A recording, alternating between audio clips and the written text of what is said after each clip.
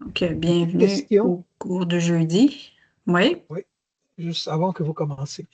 oui. S'il y a un conseil à nous donner, tu sais, comme la majorité travaille et tout ça, si on a un peu de temps, sur quoi qu'on doit concentrer le plus? Est-ce que les documents, euh, les PowerPoint que vous nous envoyez, est-ce que c'est important de vraiment mémoriser le plus là-dedans ou c'est comme plus ça, c'est des références? Est-ce que c'est plus travailler, faire des labs de Linux? Si vous pouvez Non, nous non, pas guider, là, Linux. Non, pas non? de suite. Les, euh, les outils que je vais vous faire installer, c'est plus dans le cours de pratique, là, de cyber-enquête.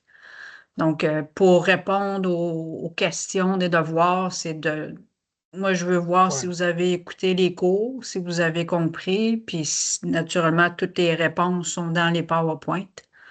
OK. Donc, c'est peut-être juste de revoir les PowerPoint là, quand vous faites vos devoirs. Puis, tout est là. C'est bien, merci. Mm. Puis, les PDF que je mets souvent dans un répertoire qui s'appelle PDF.zip, là, ça, c'est vraiment juste du surplus, là, tu sais, c'est du complémentaire ou pour information, là, tu sais. Donc, je pose pas des questions sur les PDF que je vous mets là, dans le répertoire fichier. Oui, Dominique? J'ai juste une question par rapport, tu nous as parlé de ton cheminement en tant que dans la cyber-enquête, puis je voulais savoir, c'est-tu un prérequis, selon toi, avant que je m'enligne à Polytechnique en cyber-enquête, de faire quelque sorte d'études en informatique avant? Toi, c'est quoi ton background? Je suis ancien militaire, puis j'ai pas de background en informatique, à part que je suis un gamer, puis que je connais un peu l'ordinateur sous forme de gamer, là. OK.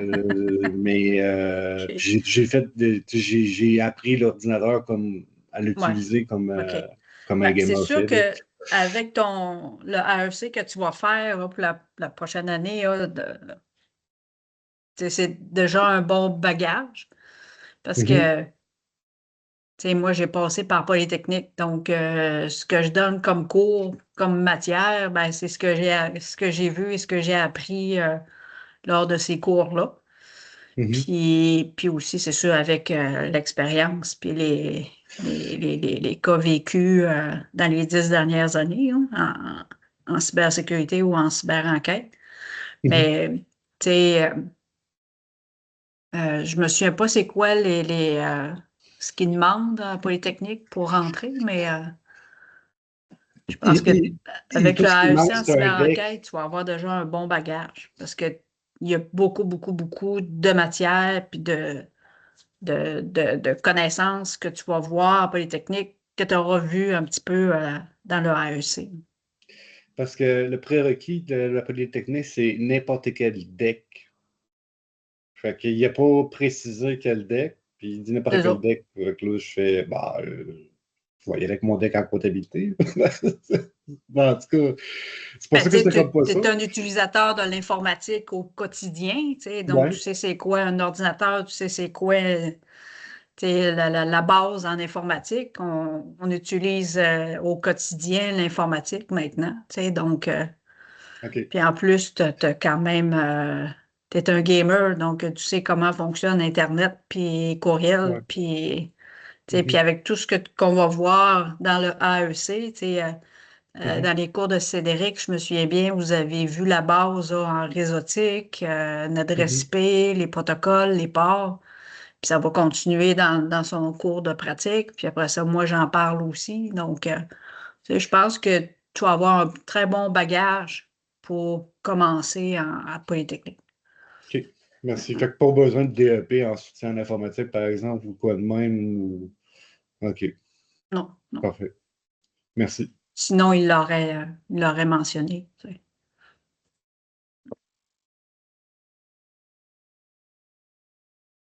Parfait. Donc, ce soir, ce que j'avais prévu, la semaine passée, je vous avais montré des distributions Linux là, qui sont spécialisées un petit peu en forensique, si je me souviens bien. Là, je vais l'agrandir. Ça sera pas long. Matériel. Bon.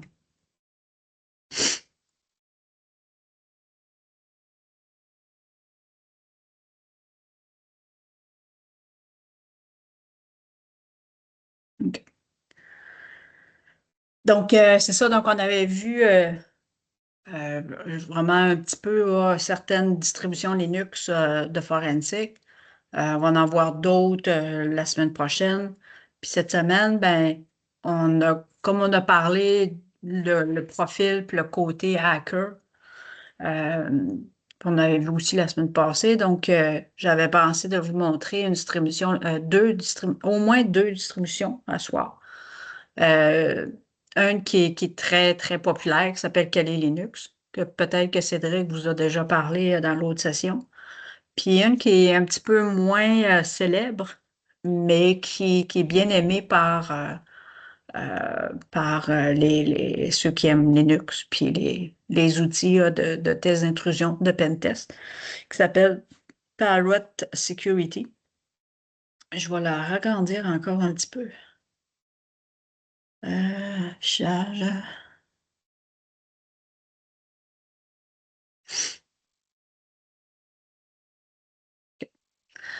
Donc, Parrot, puis ça, j'ai mis dans les fichiers. Où suis-je? Je vous mêle hein, de revenir. Bon, OK. Ouais, c'est ça, dans le cours,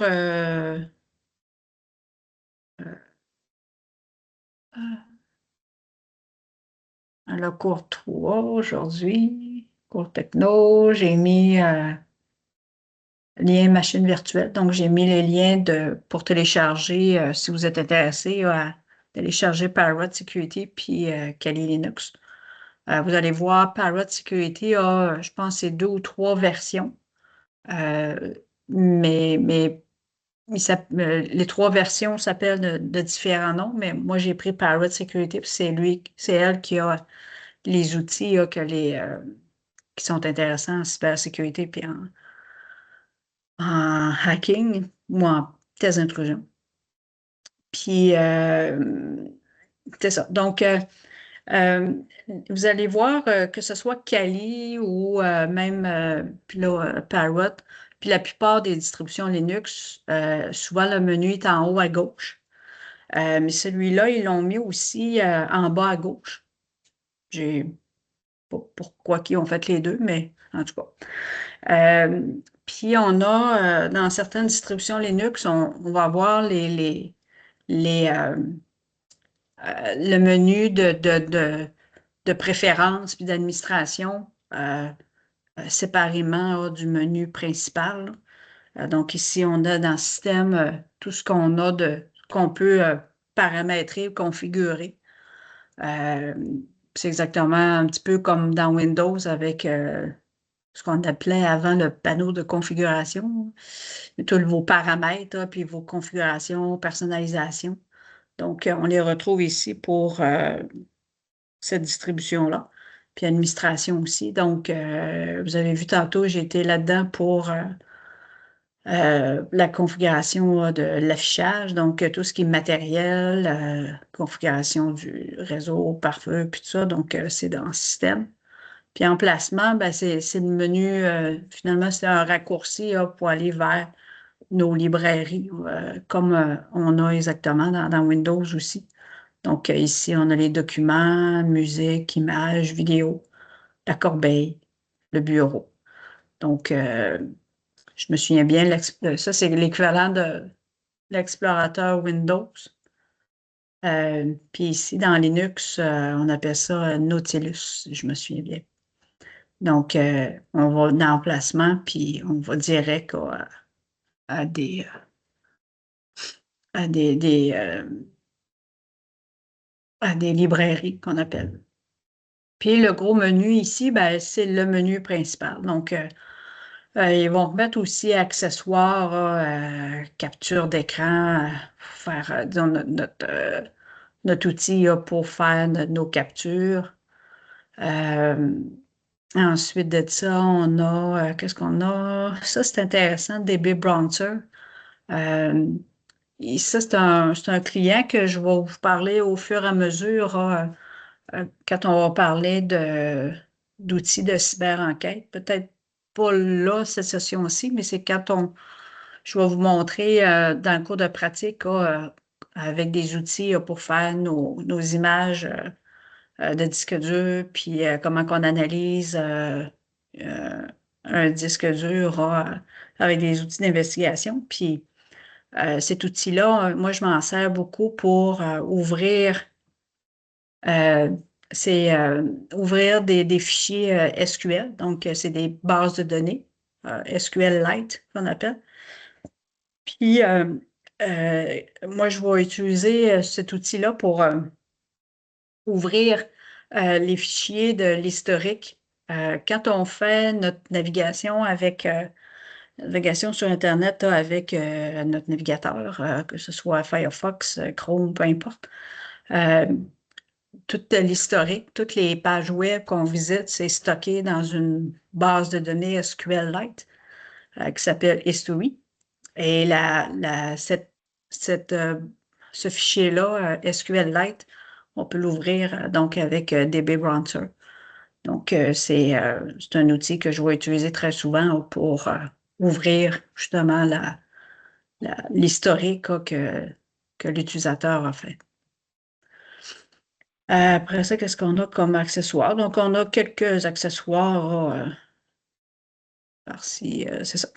Donc, les services ici, ben, c'est des services par exemple, si on fait des tests d'intrusion, on va avoir besoin d'outils de piratage éthique, naturellement, de hacking. Puis, donc ici, il a regroupé dans le menu service euh, des, euh, des, euh, des outils euh,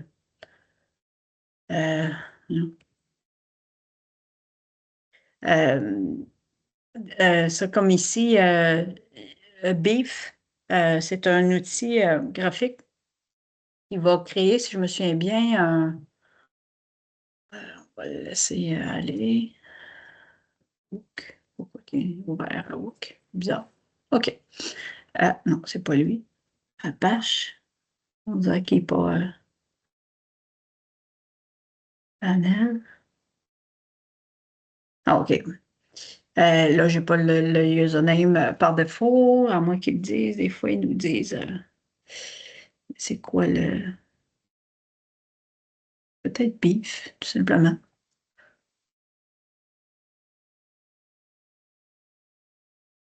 Non.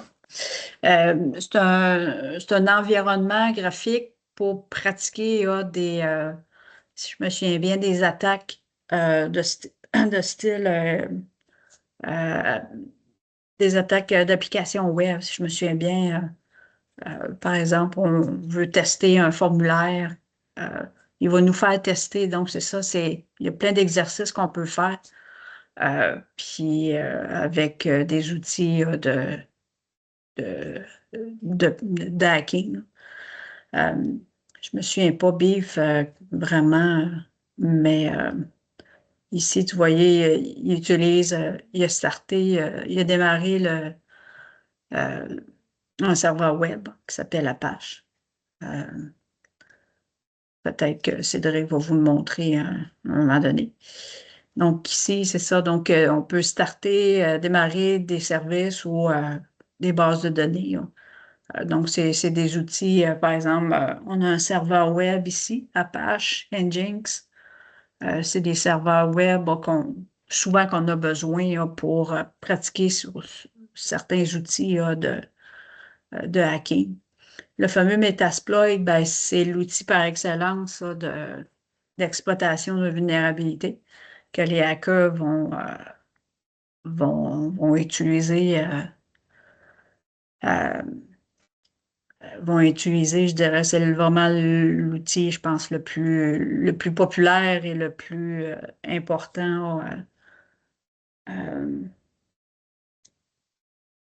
OK, il n'a pas starté.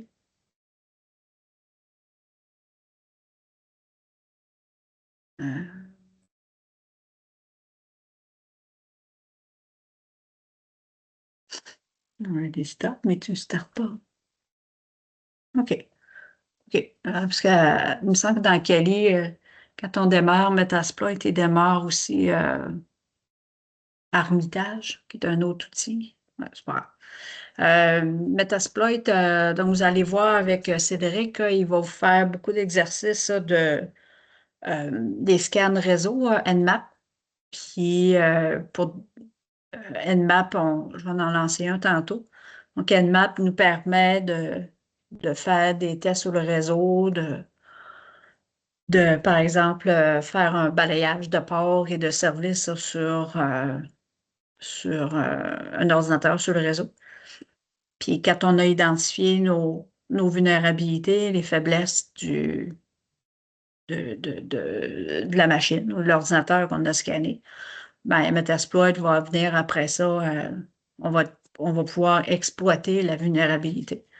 Donc, Metasploit, c'est un outil, je pense que c'est un des premiers outils qui a été développé pour exploiter, puis qui est toujours très, très populaire. Donc, ensuite de ça, qu'est-ce qu'on a comme service? SSH, Explico. Donc, c'est ça. Donc, ils ont regroupé dans ce menu-là des outils qu'il faut démarrer le serveur avant de l'utiliser. Les outils système, qu'est-ce qu'on a? Bon, un terminal, donc le fameux terminal là, pour lancer des lignes de commande. Puis après ça, divers, c'est un petit peu les mêmes outils qu'on peut retrouver ici en haut pour les préférences et l'administration. Programmation, il n'y a pas grand-chose. Je vois qu'il y a Visual Studio ici pour coder. Pen testing, on va y revenir tantôt. Mon Dieu, jeu, il n'y a pas grand-chose. Son et vidéo, quelques outils pour ouvrir des fichiers vidéo ou des fichiers audio. Graphisme, donc quelques outils pour ouvrir un fichier image. Internet, les navigateurs, il y a aussi Onion Share. Ça, je vais vous le montrer dans 3-4 semaines là, quand je vais vous parler du dark web. Donc, Onion Share, c'est naturellement, il utilise le service Tor pour lancer, c'est ça, le service Tor qui nous permet de naviguer sur le réseau Tor. Et OnionShare permet de partager un fichier. Donc, on peut utiliser le réseau Tor pour partager avec quelqu'un un fichier qu'on va tout simplement, ce qu'il va faire, c'est qu'il va, quand vous allez activer ça, il va créer un URL, un point onion, là, une page web sur le réseau Tor. Vous allez uploader le fichier, puis après ça, ben, vous envoyez à votre ami le URL là, pour qu'il aille chercher à son tour le fichier. Donc, c'est un bon moyen pour envoyer des fichiers en sécurité, puis naturellement anonymement, parce qu'on utilise le réseau Tor. Qu'est-ce qui est mis en plus? Ben, le Tor Browser, on va l'ouvrir. Ouais, il n'est pas mis à jour. Bon, bref, tout ce qui est dark web, on va le voir un petit peu plus tard. Bureau, ben, c'est tous les outils de traitement de texte, ça, puis de PowerPoint, hein, de la bureautique. Privacy, on va y revenir tantôt. Donc, pen testing, bon, ça, c'est le gros menu, donc, des outils de test d'intrusion qui fait la force de Parrot. Euh, donc, ils les ont catégorisés comme Kali a fait, le fait toujours. Donc, ici, par exemple, ben là, ils ont regroupé récupération d'informations. Donc, c'est divers outils d'Open Source Intelligence, mais vraiment de base, là, ce qu'on a besoin là, pour, par exemple, euh, qu'est-ce qu'on a ici? Des outils de DNS, là, par exemple, pour identifier naturellement les DNS là, de notre cible, là, d'un site web. Puis après ça, analyse OSN, quelques outils d'Open Source Intelligence qu'on va retrouver entre autres dans CSA Linux. Donc, on peut faire euh, l'énumération d'adresses de courriel ou euh, Shodan ici, c'est la version CLI, mais Shodan, je ne sais pas si Cédric vous en a parlé, mais nous, on va en voir dans mes cours, on va le voir un petit peu plus tard, hein, mais Shodan, c'est un excellent outil euh, pour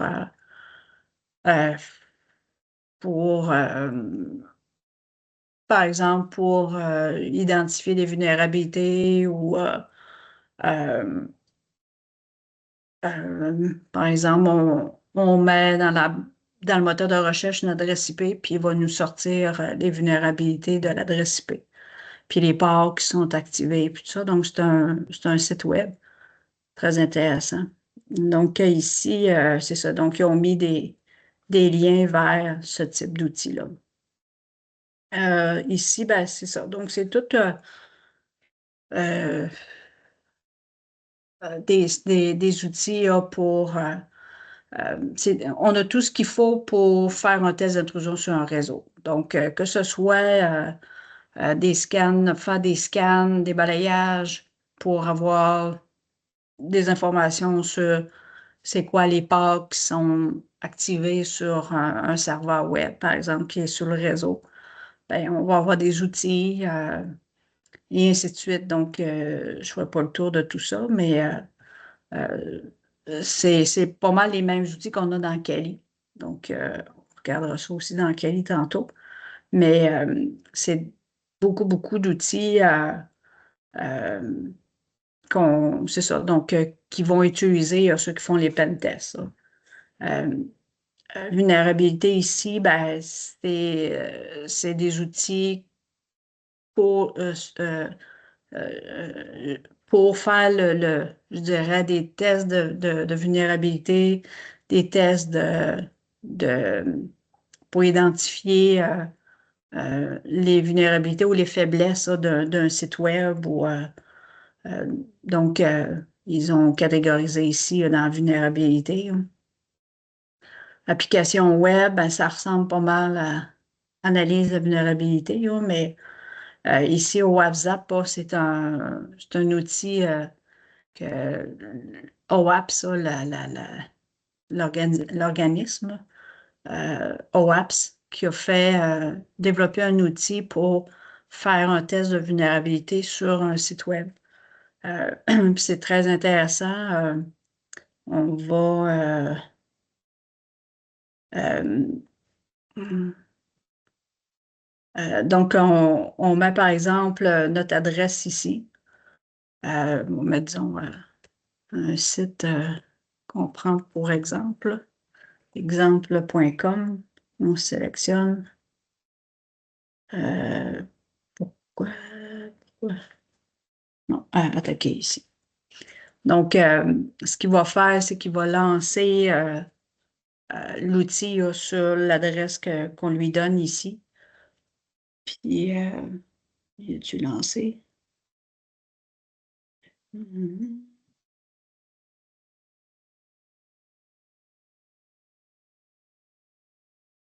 Il n'y a absolument rien starté. Bon, j'ai peut-être pas fait de mise à jour nécessaire. En tout cas, euh, les, donc c'est ça. Donc, WAPS, c'est un consortium, un organisme là, d'experts en développement web. Puis, ils ont créé OWASP comme outil justement pour scanner un site web. Donc, ça, c'est un très bon, très bon outil. Puis ici, bon, c'est ça. On a d'autres types de scanners pour... Souvent, ça va arriver le même résultat, mais des fois, c'est l'interface naturellement qui change. Puis des fois, on a des outils en ligne de commande, des fois des outils avec une interface web.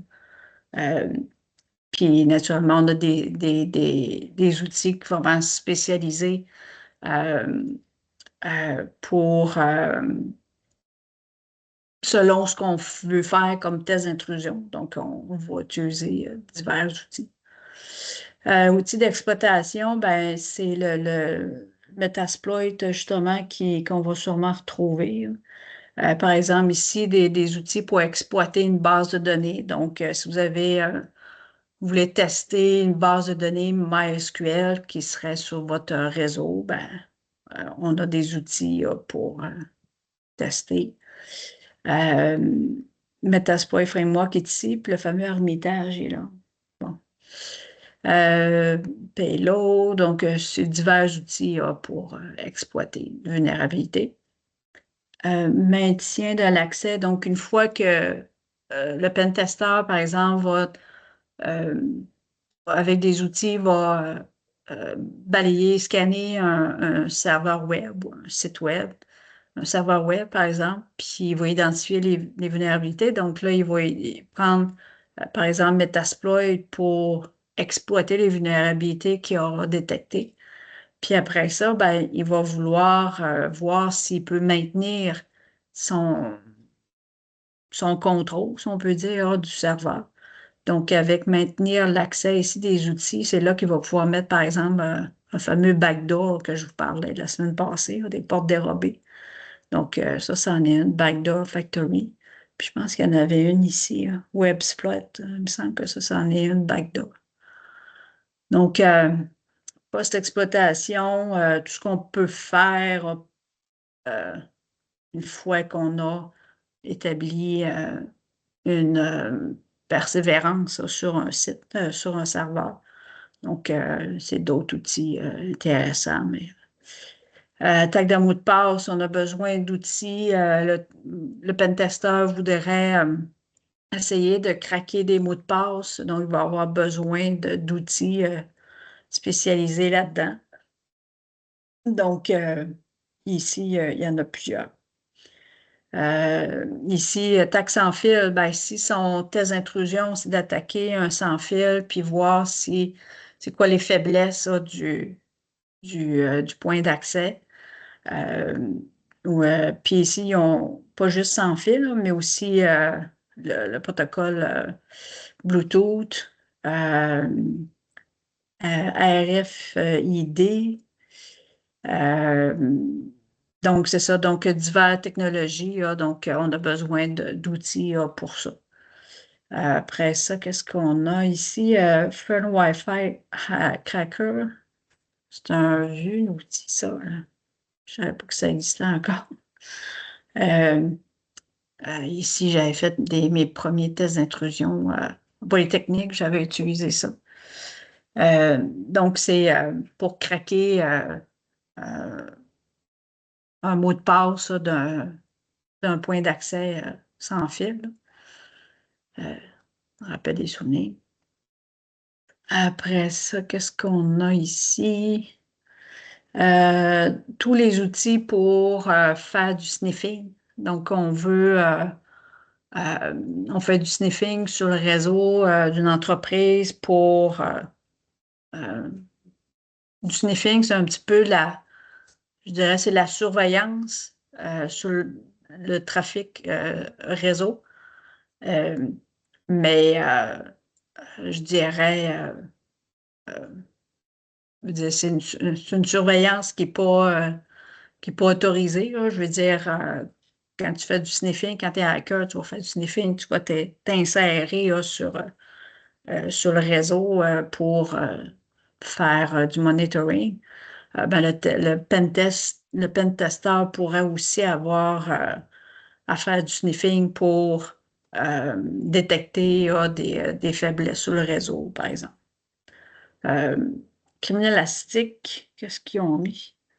Ils ont mis quelques outils de forensique, d'investigation, mais c'est pas. Ça veut dire que c'est tous des outils en ligne de commande, donc c'est pas évident. Automative. Ah, les corps, ceux qui font des tests d'intrusion font du hacking sur les systèmes dans les voitures. On peut maintenant hacker une voiture, on peut hacker une Tesla, on peut hacker bien des voitures. Ici, l'ingénierie inverse au reverse engineering, donc ceux qui sont spécialistes en code, en codage, en programmation, euh, pour décortiquer, on peut dire, un programme malveillant. Donc, on pourrait utiliser ces outils-là pour analyser le code. Ça, c'est vraiment pas évident. Rapport as witness, je me souviens pas c'est quoi cet outil-là. Donc, vous voyez, finalement, il y a énormément d'outils. Je pense qu'ils disent que Parrot a plus d'outils que Kali Linux. Ici, c'est pas mal la même chose, je dirais, comme outil, là, puis comme catégorisation aussi d'outils. Là où ils ont, ils ont plus d'outils, c'est ici, dans Privacy. Donc, ici, comment il s'appelle? Anon Surf, c'est pour surfer,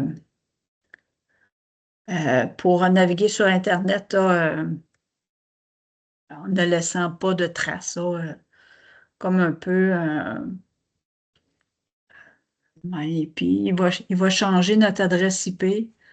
On peut même lancer, je pense, Tor, Stop My IP. Vas-tu l'indiquer ou non?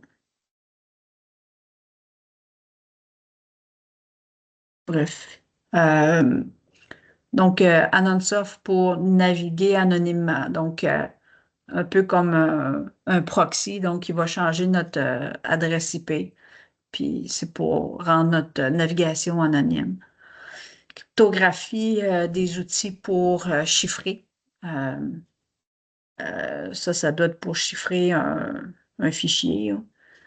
Parce que des fois, on a d'autres types d'outils. Qu'est-ce qu'on a? Ah, Secure File Deleter. OK, ouais, pour supprimer irréversiblement un fichier. Ça veut dire que tu ne peux pas récupérer ton fichier une fois que tu as fait ça.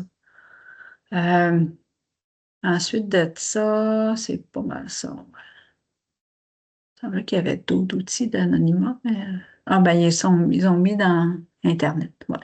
Ils ont mis Tor Browser. Euh, ouais.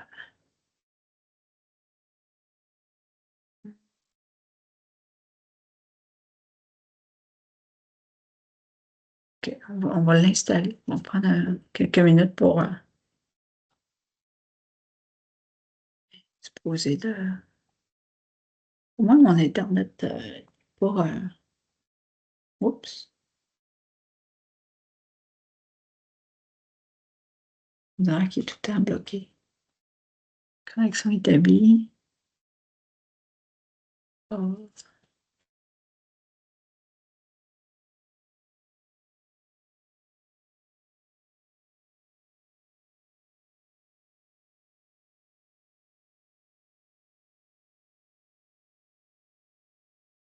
Oui, on dirait qu'il n'est pas connecté sur Internet. Bon, c'est pas grave.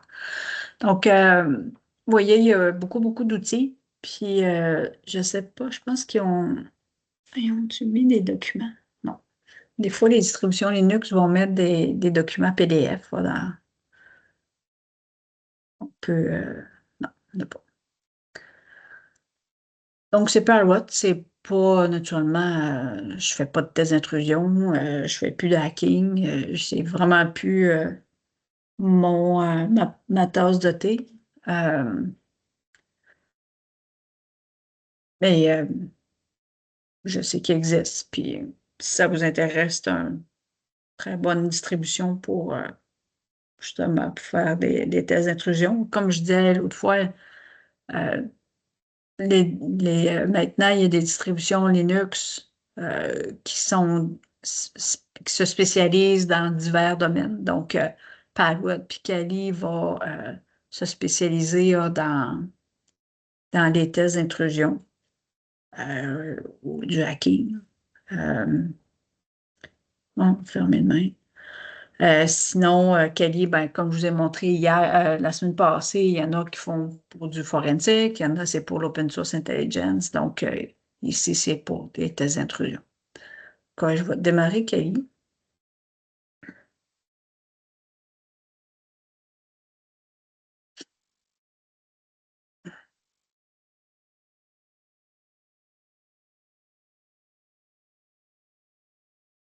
Ça, c'est un Kali que j'ai installé récemment, hein, donc je n'ai pas installé d'outils. Il est par défaut.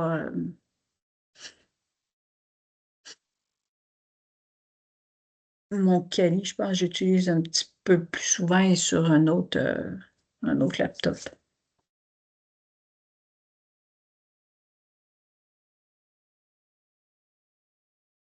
C'est la dernière version. C'est vrai quand ils reviennent, on le met dans un bon affichage, puis il nous change ça. Il revient à 800 par 600 après. Bon, OK. Donc, Kali, ça c'est trop, pas un affichage que j'aime bien comme ça. Hum, trop bas, trop gros. Euh,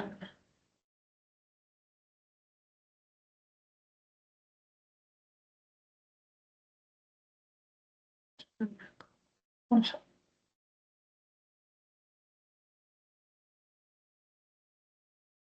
Parfait. OK. Donc, Kali, donc, vous voyez, on a le menu en haut à gauche, catégorisé aussi, un petit peu plus, je pense, de catégories que Parrot. Donc, ici, collecte d'informations, si on veut, naturellement, ça aussi, c'est une distribution Linux que les tests, pour les tests d'intrusion ou le hacking. Que les hackers vont utiliser. Donc, ici, c'est divers outils c'est presque les mêmes, je pense qu'on est vraiment dans les mêmes outils que tantôt. Euh, donc, ici, ça se décortique comme ça. Donc, on a des outils pour collecter de l'information sur une adresse IP, les DNS. Après ça, bon, oups, le port SMTP, donc bref,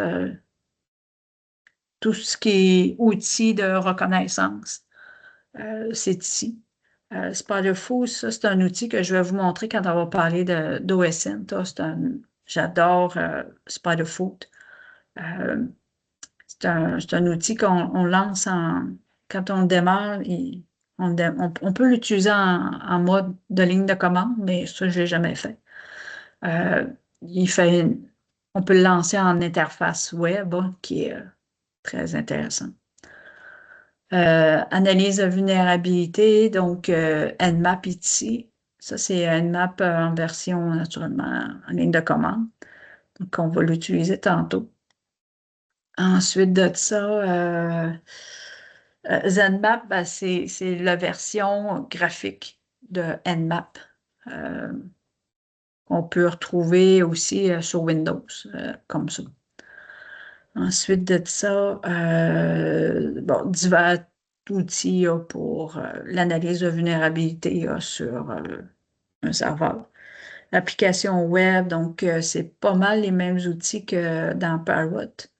Donc, les pentesters qui veulent tester une application web ou un site web vont utiliser ces outils-là. Base de données, donc on veut tester la base de données. on veut faire un test d'intrusion sur une base de données, on peut utiliser SQLmap. Ici, ben, c'est des outils pour tout ce qui concerne craquer des mots de passe, mais aussi Crunch. Ça, je vais vous faire un techno là-dessus à un moment donné. Je vais vous faire comment Crunch puis Cup. Donc, c'est deux outils pour se créer, je dirais, un- un- un dictionnaire de, de mots de passe. Donc, Crunch va, c'est plus Cop. Cop, il va, quand on lance Cop, on lui dit, par exemple, crée-moi euh, une liste ça, de, de mots de passe, par exemple, de 4 caractères ou 7 caractères ou entre 8 et 10 caractères. Puis je veux juste des chiffres, des lettres ou je veux avec des caractères, des symboles. Donc, on peut se bâtir euh, une très longue liste ça, de mots. C'est un fichier TXT il va mettre ça dans un fichier TXT, puis les hackers ou les pen testers vont utiliser ce fichier-là quand ils ont besoin de ils vont tester, par exemple, un compte d'authentification ou un sans fil. Ils veulent craquer les mots de passe, donc ils ont besoin de dictionnaires de mots de passe pour essayer de craquer les mots de passe. Donc, COP va créer toutes les combinaisons possibles par exemple, si on dit, par exemple, je veux des mots de passe avec 6 caractères, puis dans les 6 caractères, je veux juste des chiffres et des lettres, ben, il va faire toutes les combinaisons possibles. Donc, ça se peut qu'on ait un fichier de 550 000 lignes ou 1 million de lignes. Ça peut prendre des heures et des heures à créer ces fichiers-là. Donc, ça, c'est COP. Puis ici, ce qu'il y a Crunch. Crunch, c'est que il va, euh, il va, lui aussi, c'est pour bâtir un word list qu'on appelle là, un fichier avec des mots de passe.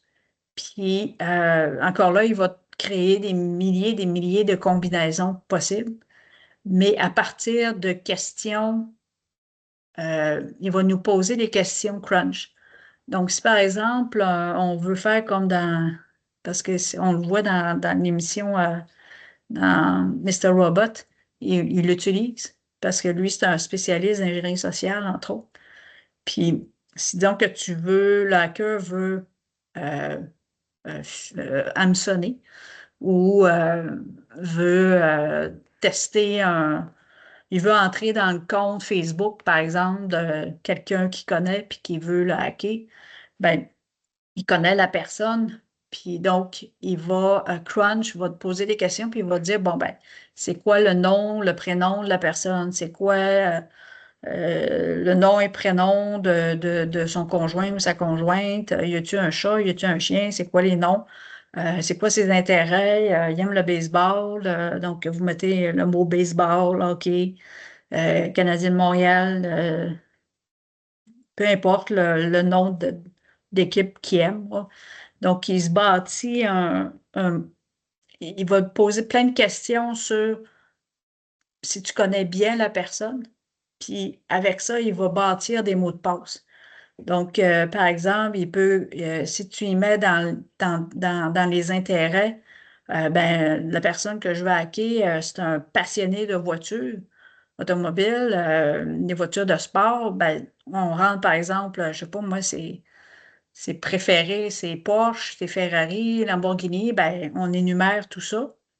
Puis on a une chance, peut-être que c'est des mots de passe que la personne va utiliser des mots de passe que l'utilisateur va utiliser là, pour son compte Facebook ou Instagram, peu importe. Donc, il va monter une longue liste de mots de passe qui sont peut-être des mots de passe que la personne a utilisé. Donc, encore là, c'est des word lists qui peuvent être de milliers, de millions de lignes parce qu'il va faire toutes les combinaisons possibles. Si on lui rentre 15 mots, ben, il va faire des combinaisons avec tous les mots et les lettres de tous ces mots-là. Parce que souvent, les utilisateurs sur Internet vont utiliser, quand ils vont créer un mot de passe, ils vont créer un mot de passe qui va être facile à retenir. Donc, souvent, ça va être relié à leur vie, leur nom de chat, leur nom de chien, le nom de leur enfant, ou ils ne font pas attention. Comme je dis souvent, il ne faut pas utiliser les mots du dictionnaire, il ne faut pas utiliser des mots, des noms qui font partie de notre vie, parce que c'est très facile à hacker. Donc, mais Crunch va justement utiliser va utiliser ces techniques-là pour bâtir un word list que le hacker va pouvoir utiliser quand il va commencer à essayer de craquer le mot de passe, l'accès à Facebook ou un réseau social. Donc, Crunch, ça, c'en est un. Puis, on va faire un techno là-dessus à un moment donné. Donc, ça, c'était dans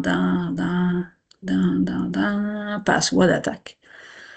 Wireless Attack, donc encore des outils pour craquer ou pour hacker entre autres du sans-fil, des points d'accès. Ici, c'est exactement les mêmes qu'on a tantôt. Ouais. Forensic, quelques outils qu'on va retrouver dans CSI Linux ou Kane. Ensuite de ça, ici, ça, c'est des outils. Ben, par exemple, pour. Il est en ligne de commande, mon Dieu. C'est un outil pour capturer, au lieu d'être du Record My Desktop, c'est un outil pour capturer en vidéo. Donc, tu navigues sur Internet, tu peux activer Record My Desktop ou ton bureau, peu importe, puis il va faire une capture vidéo du, euh, c'est ça, du bureau, ou peu importe ce que vous voyez, votre interface, vous naviguez sur Internet ou faites une vidéo, peu importe, il va l'enregistrer. Faraday, c'est un outil pour, c'est vraiment pentest. On va,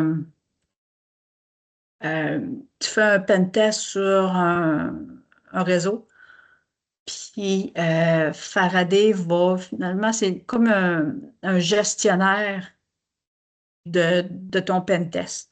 Donc, puis là, il l'a pas ouvert.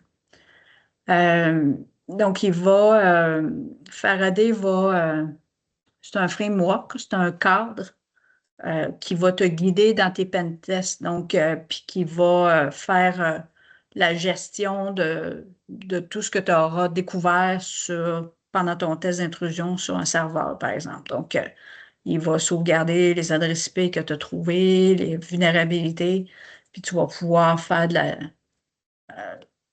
à chaque jour. Donc, tu avances dans ton pentest.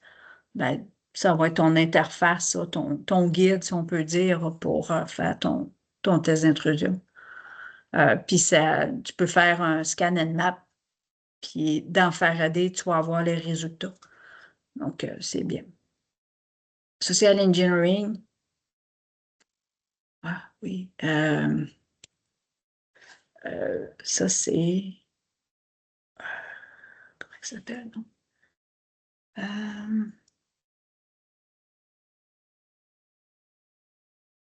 Ça, c'est Social Engineering Toolkit. Ça, c'est un outil par excellence que ceux qui font du phishing vont utiliser. Il y a bien d'autres outils qui se spécialisent dans l'hameçonnage, là, dans les campagnes d'hameçonnage. À un moment donné, je vous parlerai de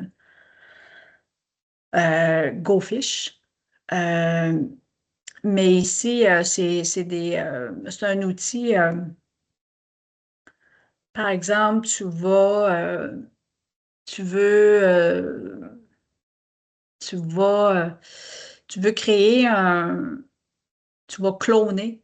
Donc, tu vas prendre, disons, je ne sais pas moi, le site de la Caisse des Jardins, où on rentre notre mot de passe, ou peu importe, l'Université Laval, dans une page où tu as un mot de passe à rentrer.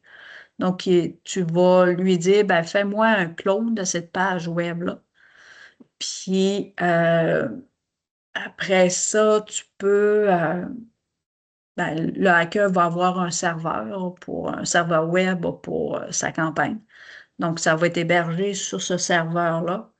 Puis après ça, il va pouvoir se créer un courriel euh, d'hameçonnage, donc un courriel là, qui va envoyer massivement à plein de personnes, à plein d'utilisateurs. Puis dans le courriel, ben là, il va dire cliquez sur ce lien-là pour, je sais pas moi, pour entrer dans le nouveau site web de l'Université Laval. Donc, tu vas cliquer sur le lien, puis là, tu dis, ah, c'est la page web de l'Université Laval. Donc, je vais rentrer là. Mais lui, derrière ça, avec son outil SET, là, il va capturer, il va enregistrer le nom d'utilisateur, le mot de passe, l'information que la personne a entrée sur le faux site. Donc, comme ça, il va capturer les credentials. Donc, c'est entre autres un outil pour ça, mais il peut faire bien d'autres choses, là. Mais à l'époque, quand je l'utilisais un petit peu dans mes cours à Polytechnique, ben, c'était super intéressant, là. Donc, ça fait longtemps que ça existe, puis c'est un très bon outil pour, ben, justement, pour l'ingénierie sociale. Ici, c'est des liens vers des sites de Cali là, pour des sites, le forum, puis des documents ou la documentation concernant Cali. Setting ici, ben, c'est tous les paramétrages là, de l'outil. Je vais ouvrir une autre machine en attendant ici. Puis en même temps, ça va vous montrer un autre Linux. Puis je vais juste lancer quelques scan and map sur cette machine-là. Donc en attendant, oups, cliquez en Enter. Bon, il rentre. OK. Kali. Donc, je vais regarder c'est quoi mon adresse IP. Je vais l'agrandir un peu. Hum,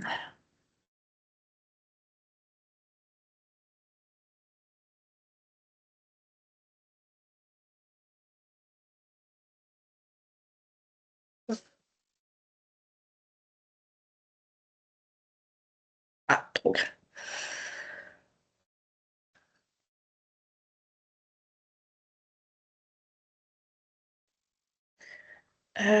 Bon,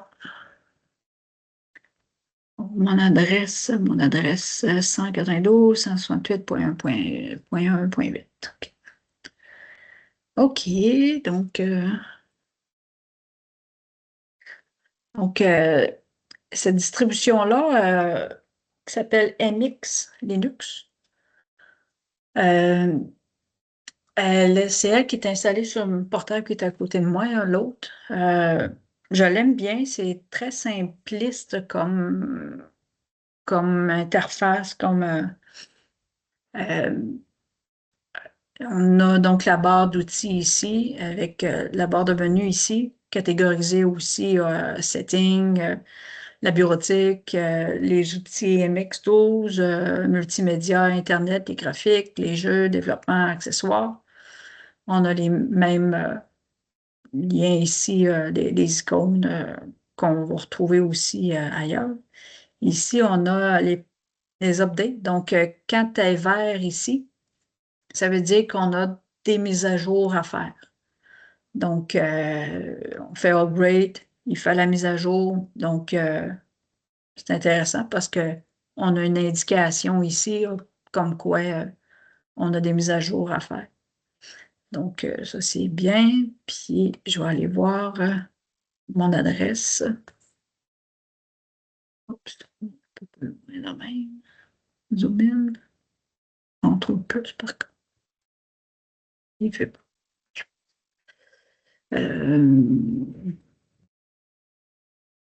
Donc, mon adresse. Ah, elle n'a pas pris. Ah, merde. Euh, Ça, j'ai mis euh,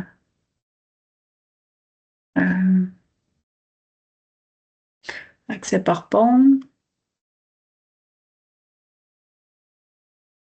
Et Cali, j'avais mis aussi accès par pont, que chacun ait son adresse IP. Bizarre. Euh, euh,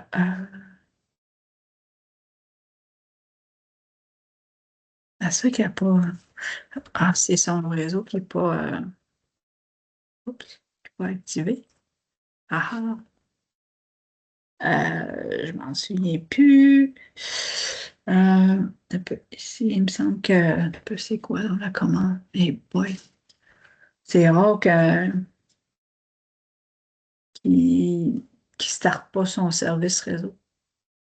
Il y a peut-être un réseau setting. Bon, setting network et à chaud. C'est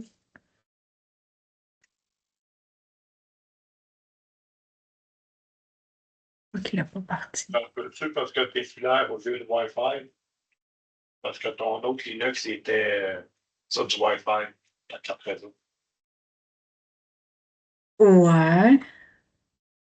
Euh, Wi-Fi.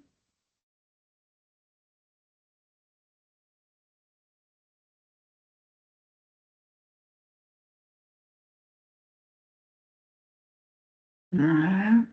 Ici.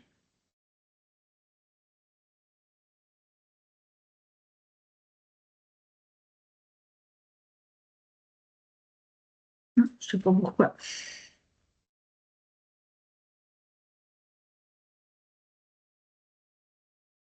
Euh, je vais la fermer. Je vais ouvrir un autre. Je vais réouvrir. Je vais réouvrir le Gold. Ah, pas le Gold. Non, shutdown. Je vais réouvrir Parrot. On va y mettre un petit peu de mémoire parce que je ne veux pas avoir pas manquer de jus. Mais bon, 12. J'ai-tu mis. Ok, raison.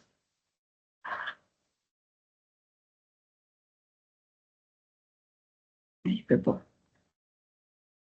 Discord, afficher. On va le laisser démarrer.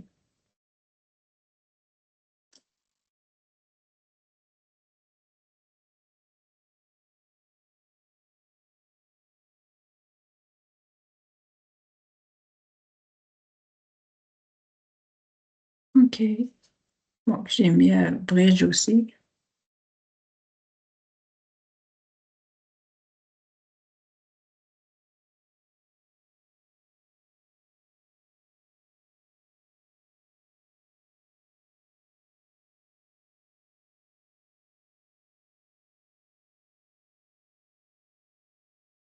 OK. Là, lui, il l'a pris. 1.10, mais il prend même. C'était 1.8. Ouais, 1.8. OK. Bon. Lui, ça a marché, c'est bizarre. Je vais agrandir un peu. Matériel. Hmm.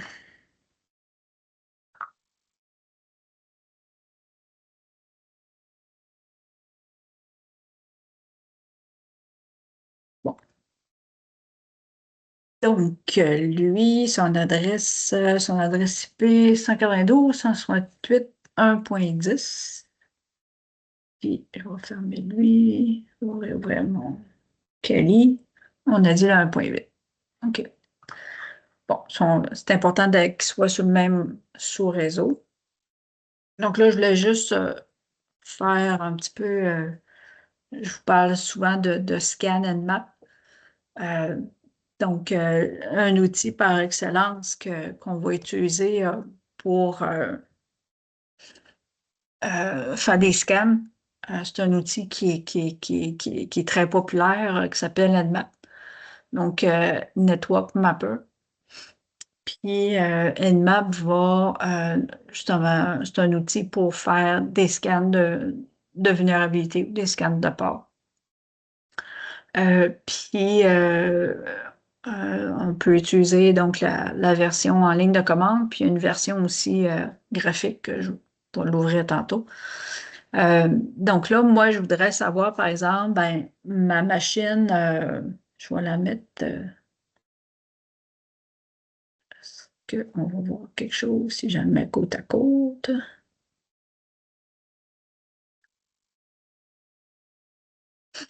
On va le mettre comme ça.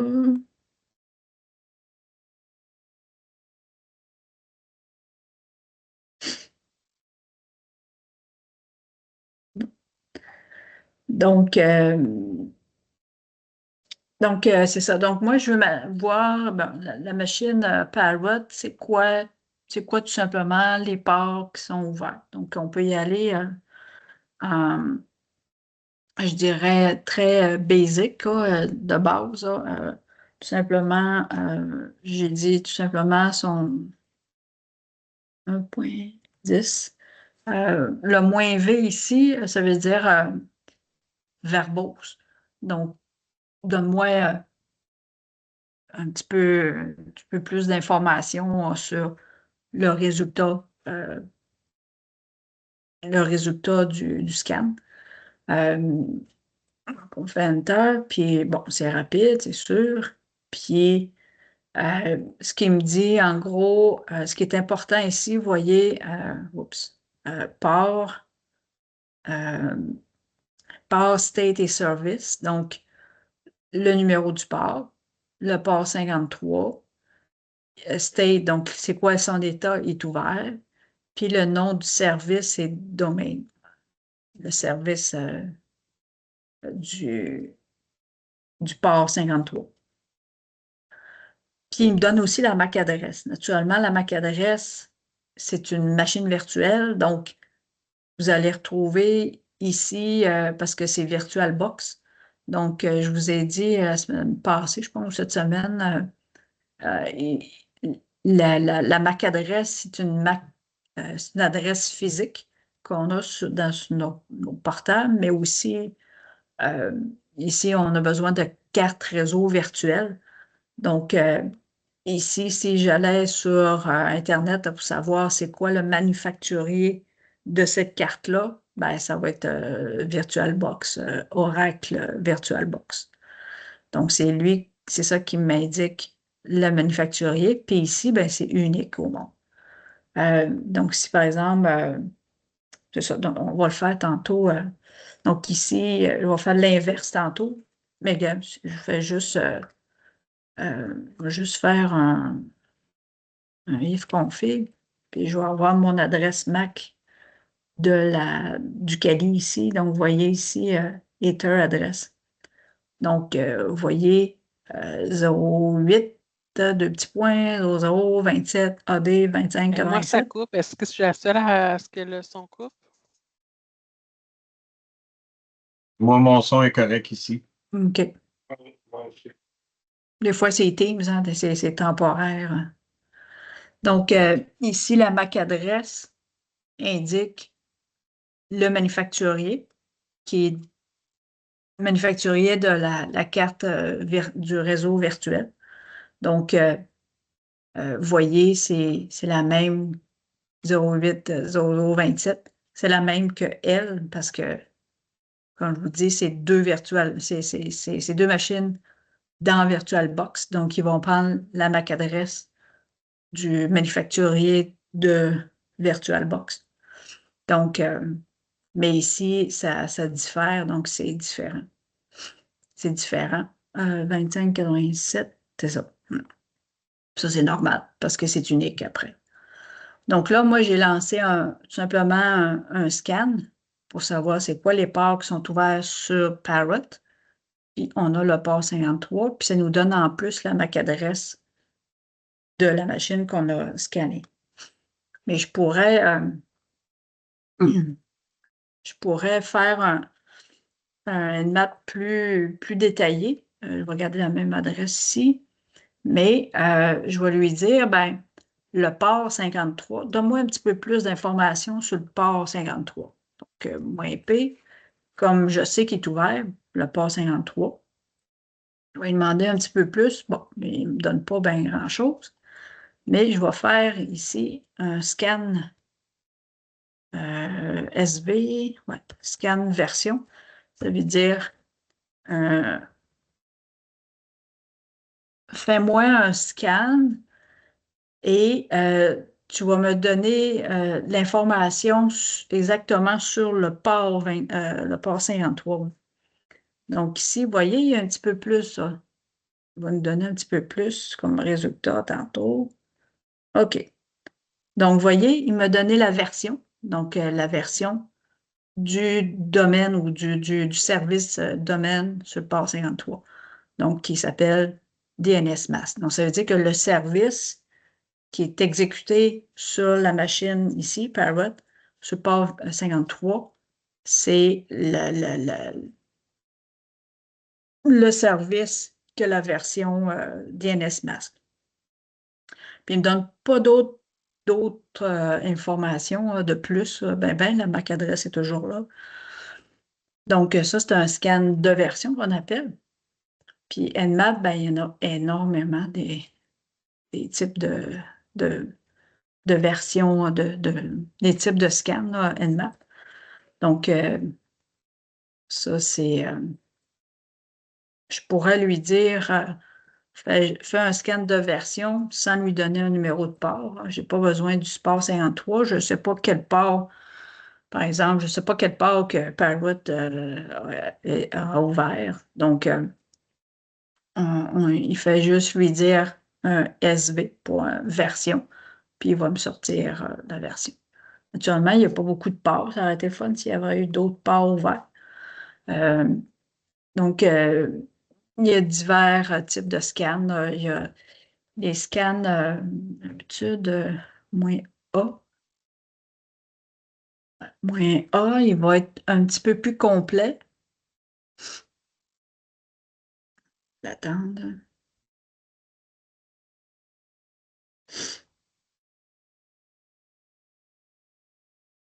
Oups, OK. Donc, ici, on remonte un peu plus haut. Moins A, ça veut dire all, tout simplement. Donc là, ce qu'il a fait, c'est qu'il va me donner aussi, comme on avait tantôt, le port, l'état, le service, la version. Mais vous voyez ici, il me donne un petit peu plus d'infos sur, bon, pas tellement, la MAC adresse. Mais là, il va me dire, ah, le système d'exploitation de cette machine-là, c'est du Linux. Ensuite de ça, il me sort à peu près bon, la version du kernel qu'on appelle.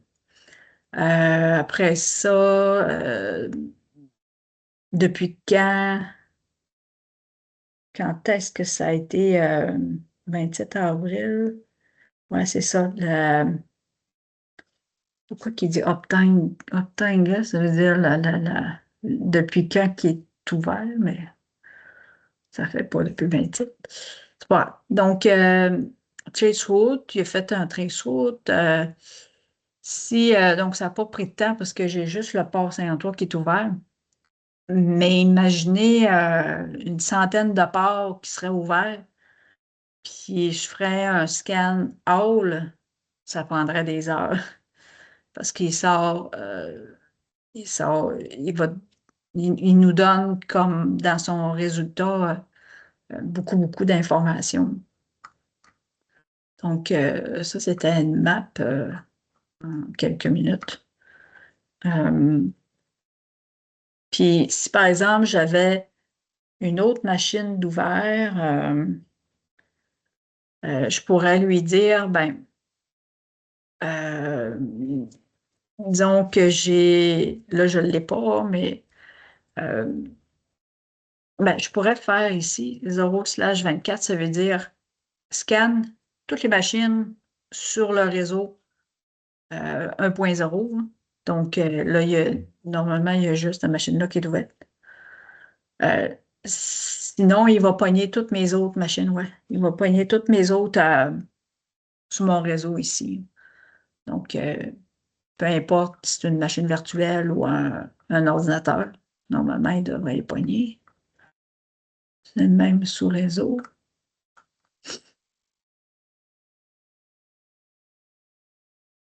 Ah non, c'est vrai, je ne suis pas dans le point 1. Je suis dans un point 100. Ouais. On va attendre son résultat.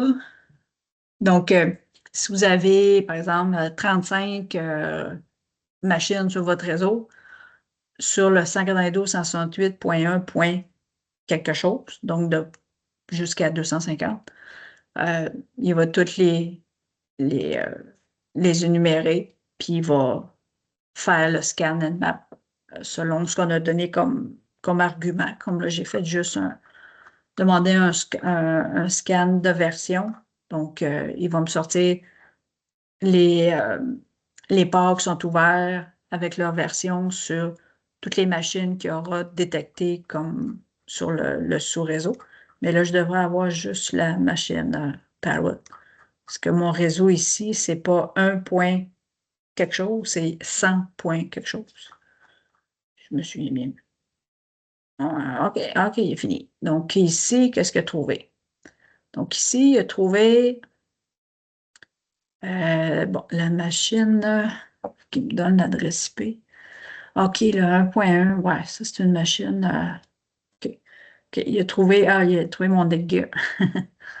Donc, ils vont me dire quels ports sont ouverts, s'ils sont ouverts ou pas, naturellement, ou filtrés.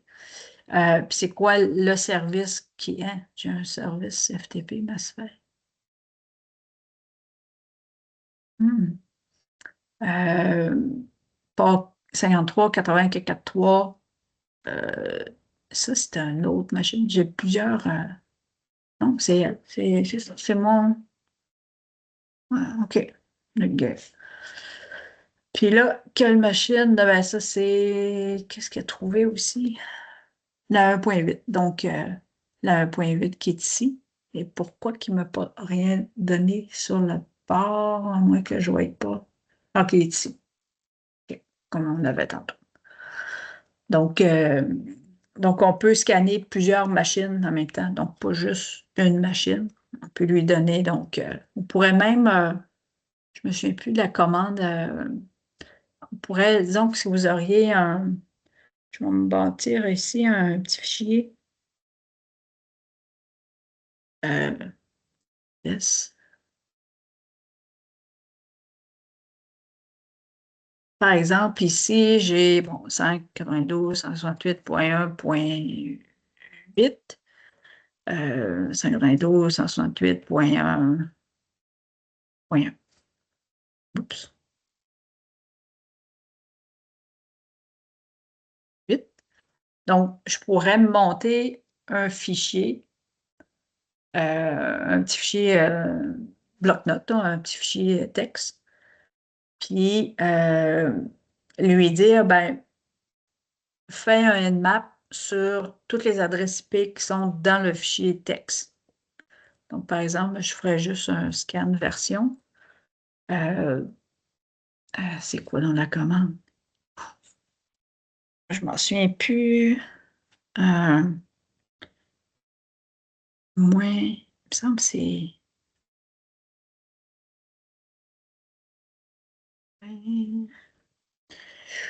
loin, c'est loin.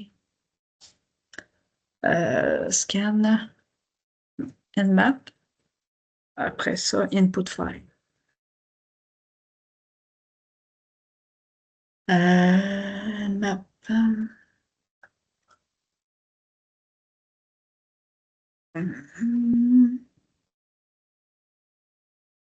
C'est inclus, IL, moins IL. Donc, moins IL, puis test. Bon, suis-je où je suis-je? OK, je vais aller dans Desktop. Mon fichier test est là, parfait. Donc là, je vais lui donner la commande. Donc là, exécute un Nmap sur, je vais enlever mon adresse IP ici. Tu fais juste un scan de version, juste pour montrer qu'est-ce que ça fait. Puis le moins IL, ça veut dire d'inclure un fichier qui est ici, le fichier texte. Donc, que j'ai mis des adresses IP dedans. Donc là, il va tout simplement scanner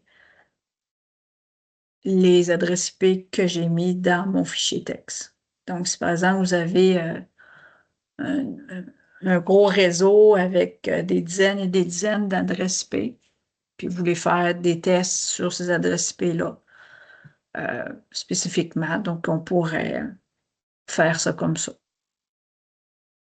Puis l'inverse aussi, on peut sortir le résultat dans un fichier texte. Donc, je vais l'arrêter ici. Là, pour, je pense que c'est OL, l'inverse. Pour OL, je ne peux pas. Input, output. Fine. Output, network, output, ON. Bon. Donc ici, je ferai la même commande, puis là, je vais mettre ON, donc ça veut dire le résultat, au lieu de l'afficher sur l'écran, comme ici, comme on a ici, ben, enregistrer dans un fichier, texte. Puis, par exemple, ici, je vais mettre résultat. Tiens. Résultat. Donc là, je vais lui dire, ben, je pourrais lui dire moins IL avec mon fichier test. Donc, prends les adresses IP qu'il y a dans mon fichier, puis sort le résultat dans un autre fichier. Ce qu'il va faire, il a créé son fichier ici, résultat. On va attendre qu'il finisse son scan.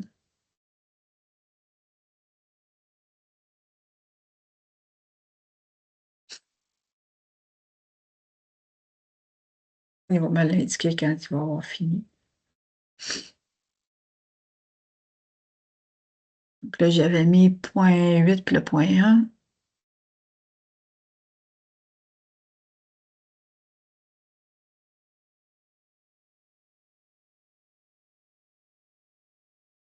Ça, c'est un bon truc là, de sauvegarder les résultats dans un fichier. Ça nous évite là, de faire du copier-coller. Donc, des fois, on peut faire aussi peut oublier un caractère ou parce que je pourrais tout simplement faire un copier-coller de ça, puis mettre ça dans un document. Donc, c'est plus rapide de faire ça comme ça. C'est long.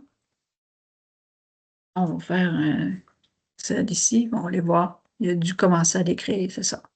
Donc, il avait commencé à sauvegarder. Donc, vous voyez ici, il a commencé à écrire les résultats. Là, je l'ai arrêté.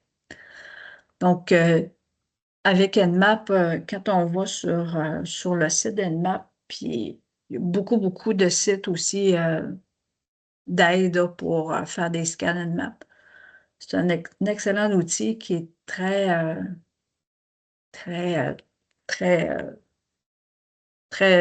je dirais, nécessaire quand on fait des tests d'intrusion. Si on fait des scans de vulnérabilité sur notre réseau, Nmap, c'est un outil par excellence.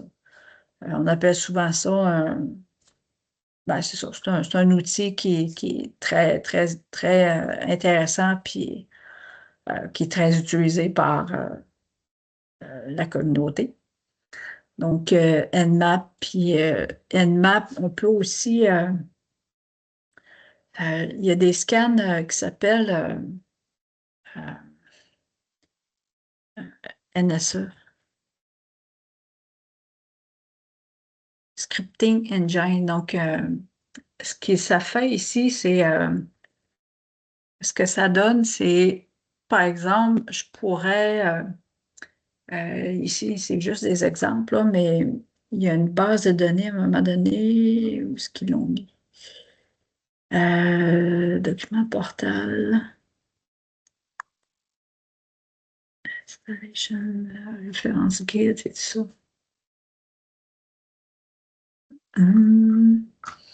Parce que ce qu'ils ont fait, c'est que ils ont,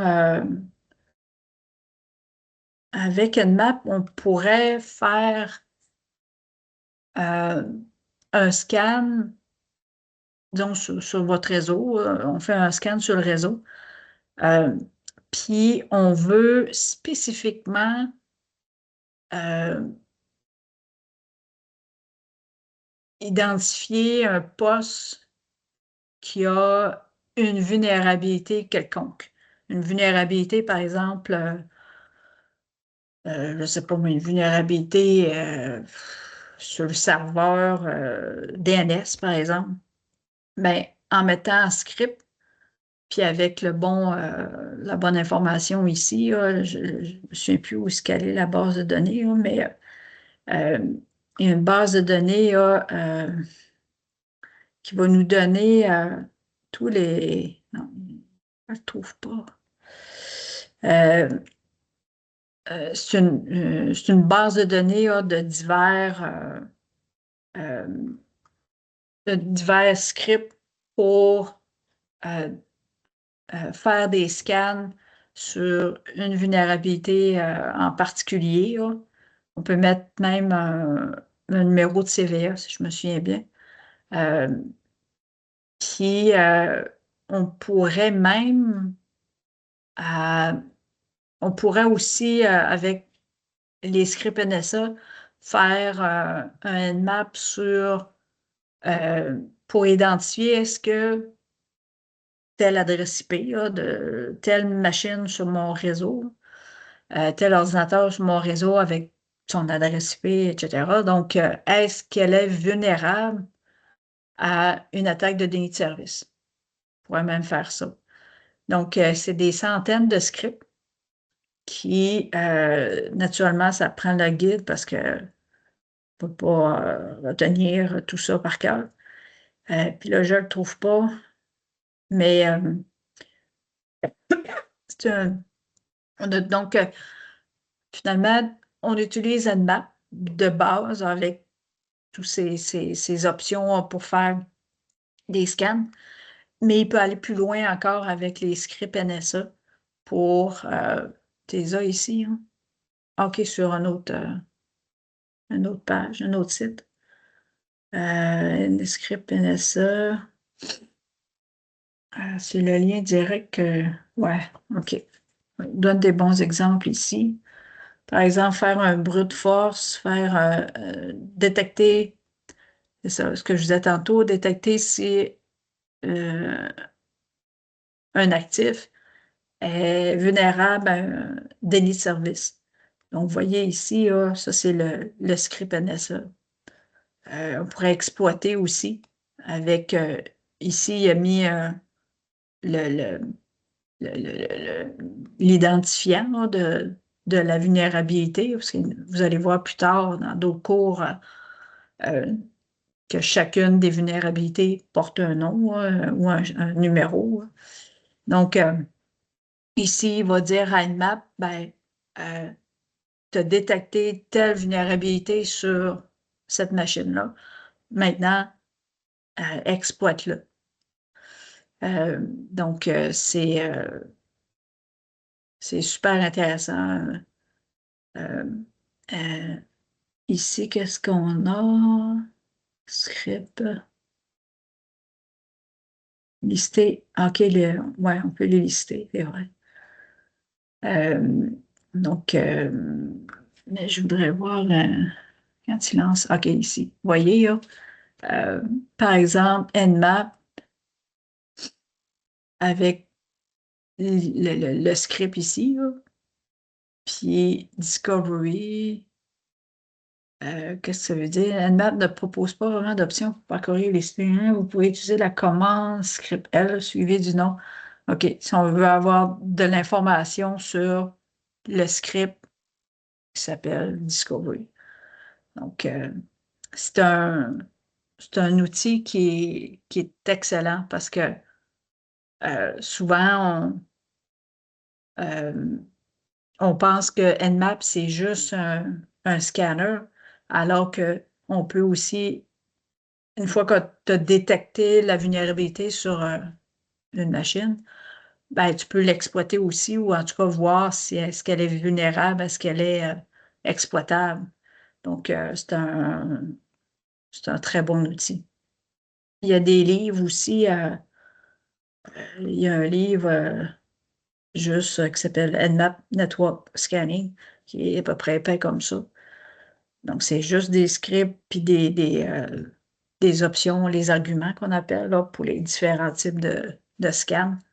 Donc, si vous travaillez en réseautique, sûrement vous connaissez cet outil-là. Puis si vous voulez faire des tests de vulnérabilité, des scans de port de vulnérabilité, c'est un excellent outil. Puis naturellement, si vous voulez faire des tests d'intrusion, c'est un très bon outil. Puis donc ça, c'était la version en ligne de commande. Puis ici, on a scan, ZenMap, qu'on a aussi sur Windows. Agrandir un peu. Donc ici, on met notre target, 92.1.10, donc la machine Parrot.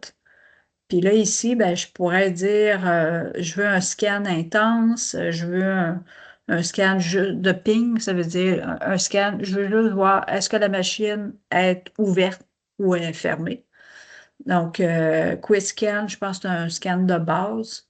Donc, on va faire, disons, un Quick Scan. Puis, ce qui est intéressant, c'est qu'il nous met la commande. Donc, si on veut après ça, on pourrait copier-coller tout simplement la commande, puis le mettre dans notre ligne ici pour faire un scan en ligne de commande. Donc, on va scanner ici, et voilà. Donc, c'est pas compliqué, vu qu'en plus, je donne juste une adresse IP, puis la machine a juste un port qui est ouvert, donc c'est rapide. Donc, vous voyez, vous n'avez pas entré de ligne de commande, rien. Vous avez juste entré l'adresse IP, puis quel type de scan que vous voulez. On pourrait faire un scan régulier, on scanne, et voilà. Donc, c'est sûr que c'est rapide, mais... Puis après ça, si on se promène ici, on devrait avoir... Ouais, c'est ça. Donc, je vais l'agrandir un peu. C'est sûr qu'il y a juste une adresse IP, puis rien qu'un port. Donc, si j'avais plusieurs machines que j'aurais scannées, ben, je pourrais avoir divers points ici. Donc, on clique dessus, clic de droit. C'est ça. Donc, on a un petit peu d'informations sur ce qu'on a fait comme scan. Puis ici, ben, on va avoir donc, quelques informations. On va nous afficher des informations du scan. Puis ici, il nous répète qu'est-ce qu'on a fait comme scan. Le output, le résultat, puis les hosts ici qui sont listés, mais comme je dis, j'ai juste un port d'ouvert. Donc, si j'avais plusieurs ports, ce serait intéressant. On aurait toute la liste ici des hosts, puis des services qui sont activés. Donc, ça, c'est visuel. Puis, lui, il s'installe aussi sur Windows. Mais je dirais que la plupart des passionnés de Linux, ils vont faire Scan Nmap en ligne de commande. Donc, c'était ça rapidement. C'est sûr que cyber-enquête, c'est pas du hacking, c'est pas du test d'intrusion, mais c'est quand même important de voir un petit peu c'est quoi les outils que les hackers utilisent. Puis les pen-testeurs. C'est sûr que les pen-testeurs, ou certains qui utilisent, l'équipe de pen-testeurs utilise Kali, mais ils se font aussi des scripts, puis ils se codent, ils vont programmer des scripts justement pour que ça soit automatisé, que ça soit moins rapide à commencer à lancer une vingtaine de lignes de commande dans Nmap, puis dans Metasploit, puis lancer des scripts sur le réseau. Ben, souvent, ils vont se développer des scripts. Et ça va être une longue liste de commandes, une ligne, puis ils vont lancer ça, puis ça va être beaucoup plus rapide parce qu'ils font beaucoup, beaucoup de tests d'intrusion. Donc, moi, une fois, j'avais regardé travailler un pentester qu'on avait engagé à l'Université Laval, un consultant, qui est venu faire un test d'intrusion à l'université, puis je le regardais travailler, puis j'avais remarqué justement ça, qu'il utilisait des scripts, qui s'était programmé lui-même ou qui avait codé lui-même ses scripts. Donc, qui faisait peut-être l'équivalent de 10, de 10 outils ou de 10 euh, lignes de commande avec différents outils qu'il lançait. Donc, au lieu de faire ça, ben, il lançait juste son script, puis c'était beaucoup plus rapide comme ça. Donc, souvent, c'est ça qu'ils vont faire quand ils viennent avec l'expérience aussi. Donc, puis Kali, ben, ça déjà un bon 20 ans, je pense, que ça existe, 15-20 ans. C'est pour ça qu'on a beaucoup, beaucoup d'outils euh, qui nous proposent beaucoup d'outils.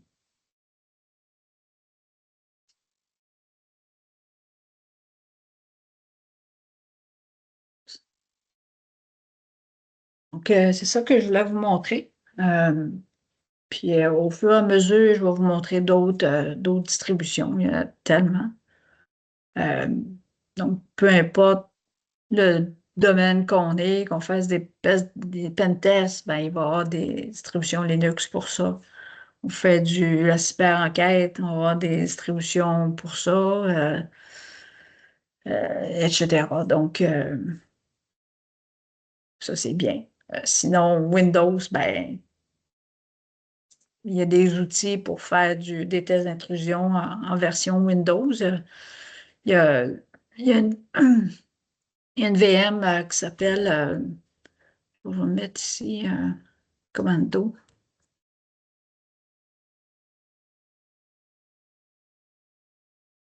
Commando VM faite par Mandiant. Commando VM, c'est tout simplement vous installez votre licence Windows, vous l'installez en machine virtuelle, puis vous lancez le script de Commando VM, puis ça va installer une centaine d'outils. Puis il va installer des outils Windows, là, des outils, c'est pas des outils Linux, là, des outils Windows qu'on peut utiliser en ligne de commande aussi. Mais il va installer une machine virtuelle Kali. Donc, on appelle ça du WSL, Windows Subsystem Linux, quelque chose comme ça. Donc, il va installer une version de Kali dans votre machine Windows. Donc, vous allez pouvoir utiliser Kali en Linux, naturellement. Puis Kali Linux, mais je veux dire en ligne de commande aussi. Il va installer tout simplement Kali comme je viens de vous montrer. Mais vous allez être dans votre environnement Windows. Donc, ça, c'est très intéressant. Donc, souvent, les pentesters vont utiliser ça. Ils vont pouvoir utiliser en même temps des outils Kali puis des outils Windows pour leur pentest. Donc, ça, c'est bien intéressant. C'est un petit peu l'équivalent. Moi, j'utilise euh, Flare VM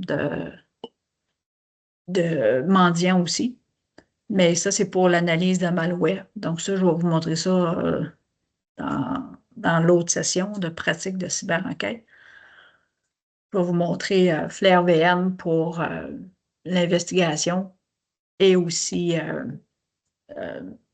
des outils pour l'analyse de programmes malveillants. Puis, c'est tout simplement, on installe une licence Windows, puis on lance le script Flare VM.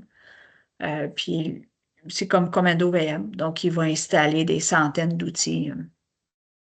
Puis ça reste dans un environnement Windows. Très intéressant. Ça, je vais vous montrer ça plus tard. Puis c'est Mendiant, donc il a créé les deux. Puis il en avait créé aussi un autre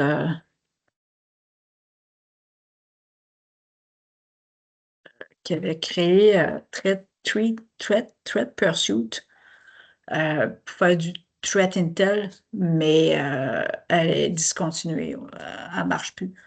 J'ai essayé 3-4 fois à la faire fonctionner l'année passée, puis là, un moment donné, je me suis tannée. Puis finalement, c'était parce qu'il ne la maintenait plus à jour. Donc, c'est pour ça que ça ne marchait pas. Mais Flare VM est excellente, puis Commando aussi. Donc, ça, c'est plus Commando pour les pentesters, puis Flare VM pour l'investigation et l'analyse de malware. Il y a deux bonnes. Je l'avais installé Commando VM, puis j'ai eu un problème de machine d'hyperviseur sur la machine Linux, puis ça a brisé la machine virtuelle. Puis je n'ai pas réinstallé. C'est extrêmement long. Ça prend un bon 3-4 heures à installer Commando VM. Puis 3-4 heures aussi à installer Flare VM. On n'a rien à faire. On fait juste exécuter le script. Mais c'est le script qui est très, très, très long. Il installe ses outils, il installe les mises à jour. C'est très, très, très long. Puis tu le laisses faire. Il va redémarrer ta machine 2-3 fois. Des fois, c'est stressant, tu sais pas trop, ça marche-tu bien, il continue-tu, y a-tu arrêté, y a-tu un problème finalement, ça continue. Puis après 3-4 heures, tout est installé. Donc, moi, j'utilise Flare VM au travail. Puis pour ceux ça aussi, je vais vous montrer à un moment donné, Remnux. Remnux, c'est une distribution Linux pour l'analyse de malware. Donc, qui est fait juste spécifiquement pour l'analyse de malware. Donc, moi, j'ai les deux. Je vais utiliser Remnux, Flare VM. Puis, j'ai aussi une machine Ubuntu au cas où j'en aurais besoin. Puis, il y en a une, j'ai installé, il y en a peut-être qui connaissent ça, Kibana, pour ouvrir des logs, des fichiers journaux. Très intéressant. Puis je l'ai installé sur un Ubuntu. Des fois, je m'en sers. Je suis bien équipée. Ça a pris du temps, par exemple, à faire comprendre à mon gestionnaire que j'en avais besoin. À un moment donné, j'ai dit, gars, si tu veux que j'infecte le réseau IA, parce que quand on fait l'analyse malware, ben faut que tu sois très, tu fasses attention. Donc, tu débranches le réseau virtuel de ta machine virtuelle pour être sûr que tu n'infectes pas ton poste quand tu vas exécuter ton malware. J'ai dit, si tu veux que j'infecte mon poste, que j'infecte le réseau, tu veux pas, ben. Donc, ils ont accepté que j'aie des machines virtuelles localement sur mon poste. Oui, Enda. Je me familiarise avec les lignes de commande Linux, puis bon, j'installe des VM, puis je m'amuse là-dedans, là, j'ai le temps. Quand on installe des VM qui sont des OS Windows, est-ce qu'on travaille surtout en interface graphique ou est-ce qu'on est pris pour faire des commandes dans PowerShell? Parce que PowerShell, je trouve ça pas mal plus tough là, que les commandes Linux. Ben, quand tu installes, par exemple, un Flare VM ou Commando VM, ou peu importe, ça, c'était un script que Mandiant a fait pour pouvoir, il va installer donc une centaine d'outils. Puis les outils qu'il va installer, c'est soit des outils graphiques ou soit des outils en ligne de commande. Donc, qui va ressembler à du Linux, ça. Puis quand tu installes Linux, ben, tu sais, comme je vous ai déjà dit, ce qui est le fun avec les Linux maintenant, c'est autant interface graphique que la ligne de commande aussi. Donc, tu ouvres ton shell, puis tu peux faire ta ligne de commande. Mais c'est sûr que quand tu utilises, quand tu installes une machine comme Flare VM, ben, tu vas avoir des outils en ligne de commande, puis des outils en mode graphique. Puis quand c'est des lignes de commande, ben, c'est du PowerShell, parce C'est que du PowerShell. c'est Windows. Ouais. OK. Ou du DOS, comme on l'appelait avant. Je vais essayer de ne pas me décourager. Mais je dirais que dans Commando VM, je dirais la plupart, c'est des outils. Il y a pas mal, je pense qu'il y a peut-être le trois quarts, c'est des outils en mode graphique, hein, vu que c'est Windows. Mais tu sais, comme dans Kali, tu vas avoir. Il va y avoir quand même pas mal d'outils en mode graphique. La plupart, c'est en ligne de commande. Mais ils ont fait un peu les deux. Oui, Yann? Je voulais juste dire aussi, le bash, les lignes de commande bash, puis aujourd'hui, les terminals qu'on peut trouver en open source, c'est beaucoup plus facile que PowerShell, puis plus intuitif. C'est plus comme de l'anglais. PowerShell, des fois, c'est un langage qui est puissant, mais qui n'est pas intuitif du tout. Oui, qui n'est pas intuitif. J'aime le faire en Linux, là. Voilà.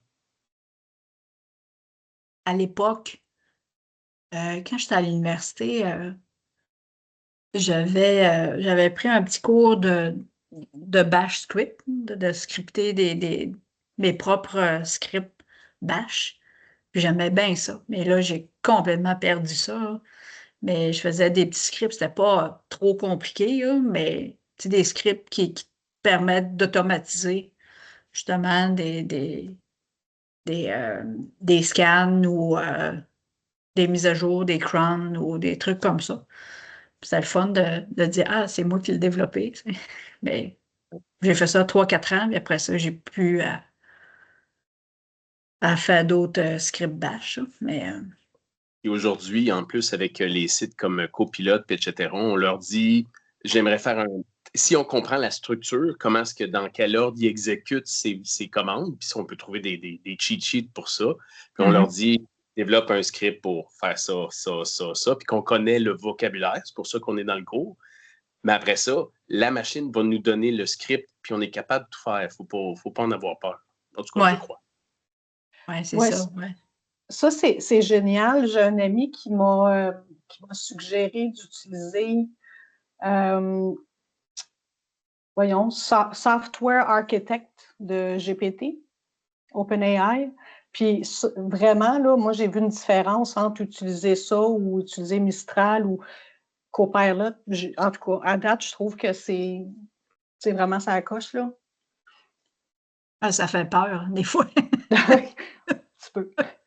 Il y en a un qui s'appelle pentest.ai et oui, directement, puis il me donne des très bons scripts. Ouais. OK. Et puis, basé entre autres sur Mistral 7B, qui est non monitor, donc qui n'est pas bloqué avec l'éthique, etc. Là. Fait que, bon, là, on peut tomber dans ce sujet. Est-ce que tu pourrais demander à GPT, programme-moi un malware qui fait tel. ChatGPT, c'est bloqué, hein? Ouais, mais si quelqu'un qui l'installe sur son ordinateur, Mistral 7B, et il y en a plusieurs d'autres sur Hugging Face, des LLM, il y en a qui n'ont pas cette limitation-là, qui est dans leur construction. Puis, ouais. Mais il faut prendre le temps d'installer ceux. Puis, how to install, puis là, ben, il y a toutes sortes. Faire une commande curl, puis là, va download. Il faut savoir utiliser GitHub. Mais un cours de 25 minutes sur YouTube va vous rendre assez à l'aise pour ça. Là. Fait que, ouais. OK. On aura tout vu.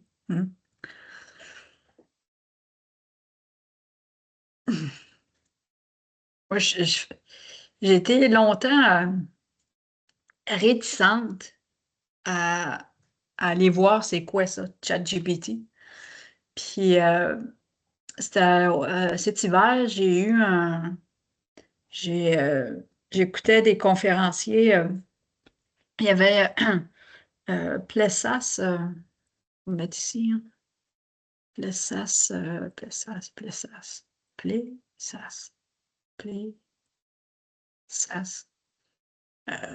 Expert Network, je me souviens plus je pense que c'était plessas.net, quelque chose de même.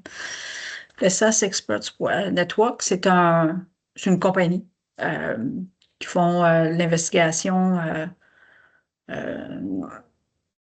qui sont experts en open source intelligence. Puis j'avais eu la chance de présenter, elle faisait comme une semaine de webinaire.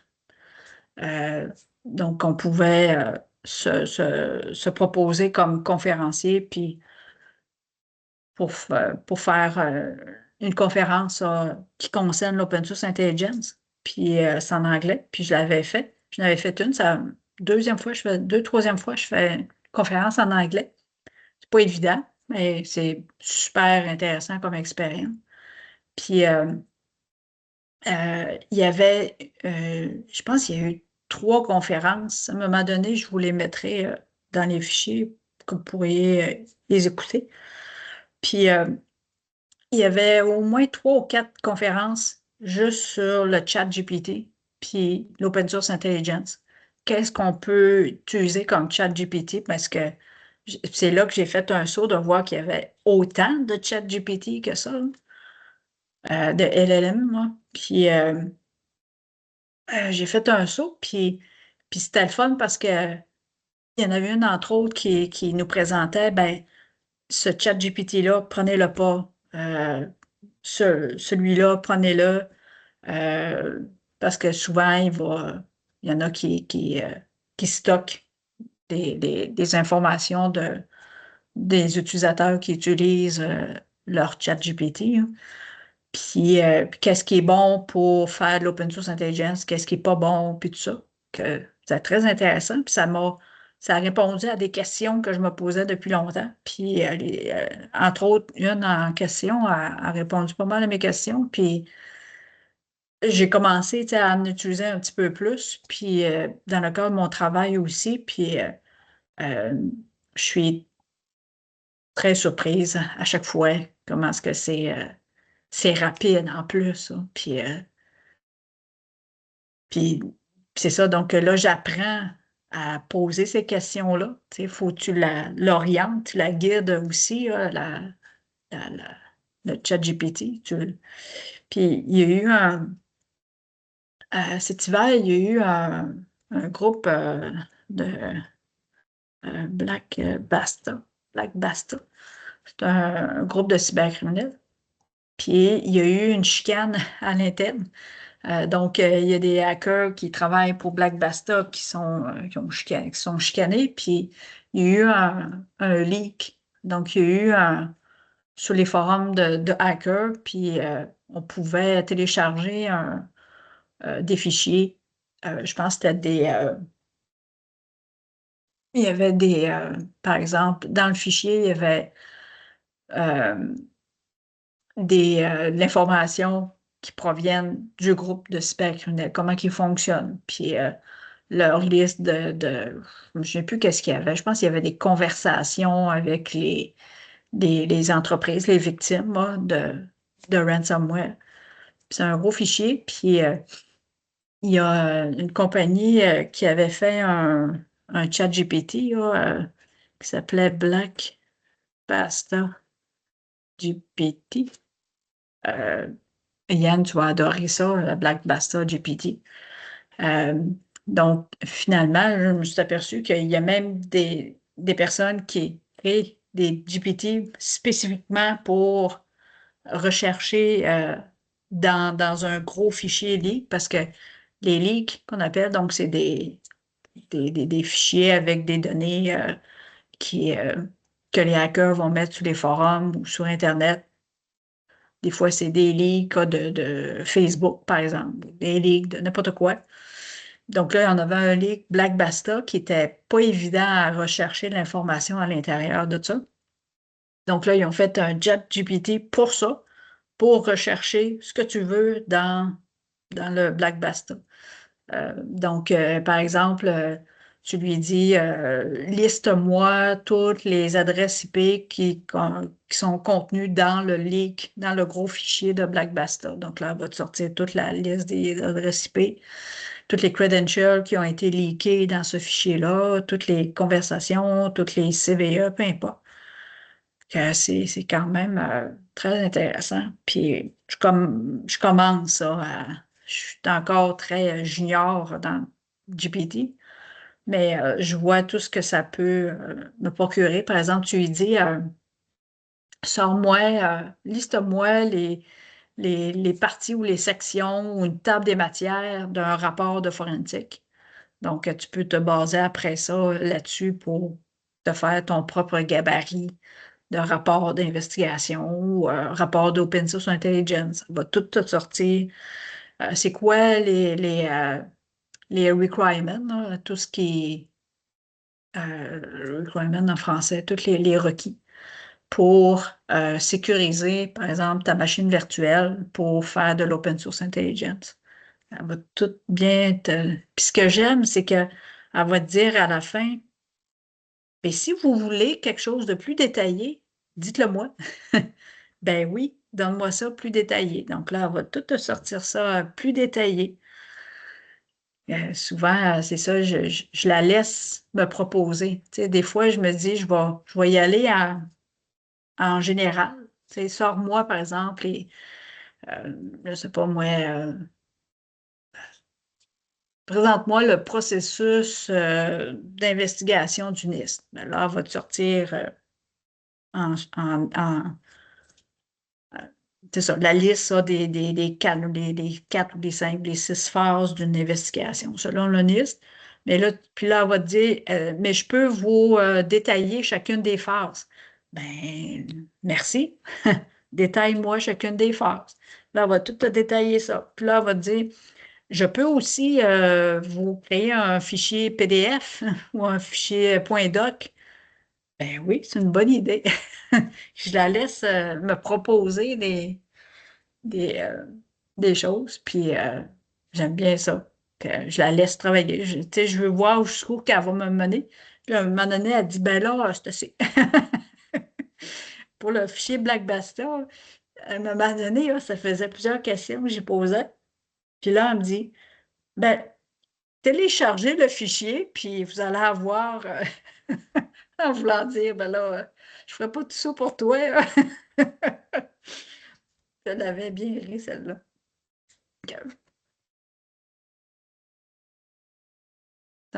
C'est un monde hein, naturellement, qui est assez premier. Tu sais, ça fait juste un an à peu près qu'on entend parler d'intelligence artificielle, de ChatGPT, mais ça fait beaucoup d'années que ça existe, puis on n'avait pas encore toutes ces possibilités-là, puis on n'a encore rien vu. Qu'est-ce que tu as sorti? Abnormal. C'est juste un blog qui parlait de ça, justement, puis qu'est-ce qu'ils ont fait avec ça. C'est intéressant. Là, je l'ai lu en diagonale, mais effectivement, il y a de ces sites-là. Puis il y a aussi plusieurs maintenant des sites de prompt engineering. Il y a 13, tu sais, puis ça t'aide à structurer la question pour que adapter au modèle puisse bien te livrer une réponse. Ah, OK. Ouais, Ça, c'est bien, ça. Ouais. il y a Google LLM qui, lui, prend une autre approche. C'est on lui donne des sources spécifiques, puis il peut, après ça, nous, tu sais, comme se baser plus là-dessus, puis etc. Fait que souvent, les livres qu'on nous recommande, moi, je les mets dans un Google LLM, puis je peux discuter avec ces livres-là après ça. Fait que tous les livres que Cédric nous a recommandés, moi, je les ai tous dans... J'ai une liseuse, j'avais des centaines et des centaines de livres, j'ai tout donné des livres en papier, je lis sur une liseuse, puis ça, c'est beaucoup plus simple, fait que je le recommande. Puis ça que la fille, la conférencière disait, la Plessas, elle disait, selon ce que vous voulez, tu sais, selon notre besoin, et on va avoir un chat GPT pour ça, pour d'autres choses, je vous recommande d'utiliser tel autre chat GPT, donc selon le besoin. Si on veut utiliser un chat GPT pour résumer un PDF de 150 pages, ben voici lequel que je vous propose. Mais celui-là est peut-être pas nécessairement bon pour faire d'autres choses. Donc, selon le besoin, elle nous donnait une liste de ChatGPT. Donc, j'ai vraiment découvert. À un moment donné, je vous mettrai ça dans les fichiers, puis vous pourrez écouter j'avais enregistré les conférences, puis j'ai-tu les PDF de ça? Non, elle ne donnait pas les PDF, je pense. Ça dépend. Des fois, il y en a qui donnent les PDF des présentations. Des fois, il y en a qui ne donnent pas. Puis, je vous donnerai naturellement mes présentations PowerPoint que j'ai faites pour ces conférences-là. Donc, bonne fin de soirée, puis on se voit mardi prochain. Bonne soirée. Merci. Bonne soirée. Merci. Bonne soirée. Oh, Bonne soirée.